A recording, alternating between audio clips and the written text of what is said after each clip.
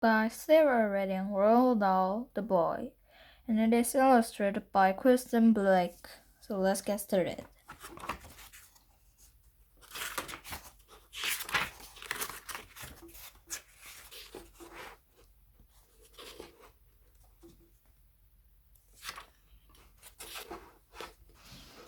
Kindergarten 1922 age 6 to 7. In 1920, when I was still only 3, my mother's oldest child, my own sister, Astrid, died from appendicitis.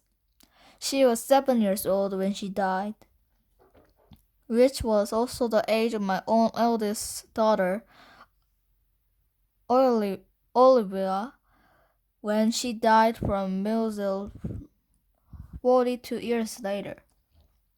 Astrid was far and away from my father's favorite, and he ordered her beyond measure, and her sudden death left him literally speechless for days afterwards. He was so overwhelmed with grief that when he himself went down with pneumonia a month or so afterwards, he did not much care whether he lived or died. If they had penicillin in those days, neither appendicitis, not pneumonia, would have been so much of a threat. But with no penicillin or any other magical antibiotic cures, pneumonia in particular was a very dangerous illness indeed. The pneumonia in patients on about the 4th or 5th day would invariably reach what was known as the crisis. The temperature soared and the pulse became rapid. The patients had to fight to survive. My father refused to fight. He was thinking, I'm quite sure of his beloved daughter, and he was wanting to join her in heaven. So he died. He was 57 years old. My mother had now lost a daughter and a husband in all the space of few weeks. Heavens known that it must have felt like to be hit with a double catapult like this. Here she was, a young Norwegian in a foreign land, suddenly having to face all alone in the very gravest problems and responsibilities. She had 5 children to look after, 3 of her own and 2 by her husband's first wife. And to make matters worse, she herself was expecting another baby in 2 months' time. A less courageous woman would almost certainly have sold the house and packed her bags and headed straight back to Norway with the children. It was free in her own country. She had her mothers and fathers willing and waiting to help her, as well as her 2 unmarried sisters. But she refused to take the easy way out. Her husband had always stated most emphatically that he wished all his children would be educated in English schools. They were the best in the world, he used to say, better by far than the Norwegian ones, better even the Welsh ones, despite the fact that he lived in the Wales and had his business there. He maintained that there was some kind of magic about English schooling, and that the education it provides has caused the inhabitants of a small island to become a great nation, that a great empire to the reduce of the world, greatest literature. No child of mine, he kept saying, is going to school anywhere else but in England. My mother was determined to carry out the wishes of her dad's husband. To accomplish this, she would have to move house from Wales to England.